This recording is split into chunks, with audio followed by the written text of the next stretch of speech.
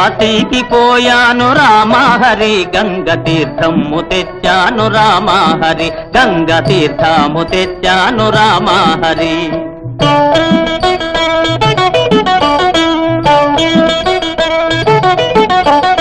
కాశీకి పోలేదు రామహరి ఊరి కాల్వలో నీళ్ళండి రామహరి మురుగు కాల్వలో నీళ్ళండి రామహరి.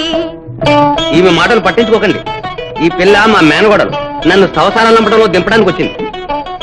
శ్రీశైలమెళ్ళాను రామహరి శివుని విభూతి తెచ్చాను రామహరి శివుని విభూతి తెచ్చాను రామహరి.